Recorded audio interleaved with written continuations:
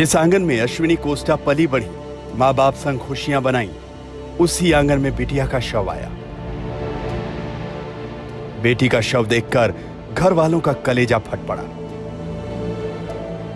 जबलपुर के सुरेश कुमार कोस्टा की बिटिया अब इस दुनिया में नहीं है, लेकिन वो बिटिया के उन प्यारे पलों को याद कर अब भावुक है। बीती जनवरी में अश्विनी जबलपुर में थी और अपने परिवार के सदस्यों संग अपना बर्थडे सेलिब्रेट किया था। बिजली विभाग में सहायक के पद पर तैनात सुरेश कुमार कोस्टा ने बेटी को पढ़ाया लिखाया। अपने हुनर की बदौलत ही अश्विनी पिछले 2 साल से पुणे में रहकर सॉफ्टवेयर इंजीनियर के तौर पर काम कर रही थी। पुणे में ही अश्विनी ने इंजीनियरिंग की पढ़ाई भी की थी। रविवार की रात वो अपने साथ काम करने वाले इंजीनियर अनीस के साथ अपने घर जा रही थी। तभी रईसजादे की बेकाबू रफ्तार कार ने अश्विनी और अनीस को रौंद दिया। अब जबलपुर में अश्विनी के घर पर मातम पसरा है।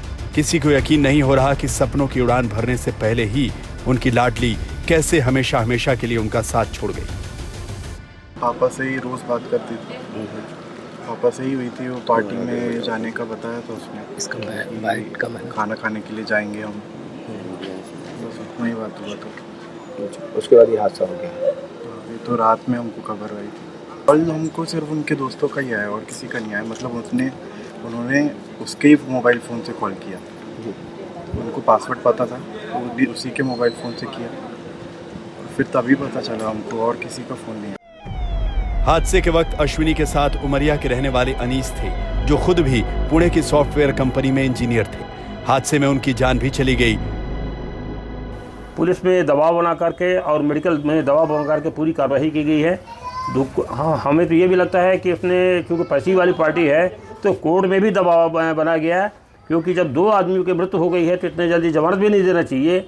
लेकिन तत्काल दूसरे दिन अर्जी पेश की गई और कोर्ट ने तत्काल में जमानत दे दी गई। तो इसमें जब जान गई कि ये दारू पी के हिट एंड रन का केस है, तो पुलिस को डिजिटल एविडेंस कलेक्ट करना चाहिए था, जो मीडिया के द्वारा दिख रहे हैं। जगह जगह कैमरे लगे हैं पुलिस के आज की डेट में पुणे प्रशासन में, कि कितनी रफ्तार से वो जा रहा था, पब में वो दारू पी रहा था।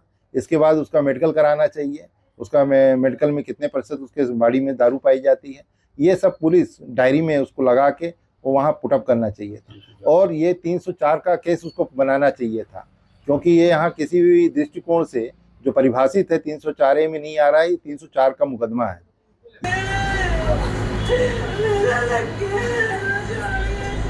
परिजन अब गम के समंदर में डूबे।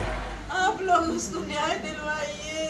2 जन खत्म हुए हैं, जो कि गाड़ी का कोई लाइसेंस नहीं है, चलाने वाला कोई लाइसेंस नहीं है, कि गाड़ी का कोई रजिस्ट्रेशन नहीं है, और इतने 23 से 12 की जिसमें से बचने का कोई चांस नहीं लगा। साइड पे ही डेथ हो गई। इसको कड़ी से कड़ी सजा मिलना चाहिए और किसी तरह से इनको छूट नहीं मिलना चाहिए। हादसे के बाद आरोपी के खिलाफ कार्रवाई को लेकर उठ रहे सवालों पर पुणे पुलिस ने सफाई दी है। जो आरोप पुलिस पे जो लगाया जा रहा है कि पुलिस ने ढीला ढाला कार्रवाई किया था, मैं वापस बोलना चाहूंगा कि जो सबसे स्ट्रिंजेंट पॉसिबल कलम सेक्शंस थे वो इसमें अप्लाई किए गए हैं। कोई भी लीगल एक्सपर्ट्स अगर इसमें हमें कोई इससे ज्यादा स्ट्रिंजेंट पाथ अगर हमको सजेस्ट कर सकता है, तो मैं इस डिबेट के लिए किसी भी प्लेटफॉर्म पे तैयार हूं। पुलिस चाहे लाख कार्रवाई का दिलासा दे, अश्विनी और अनीस के परिजनों को उनके सवालों का जवाब अब तक नहीं मिला है।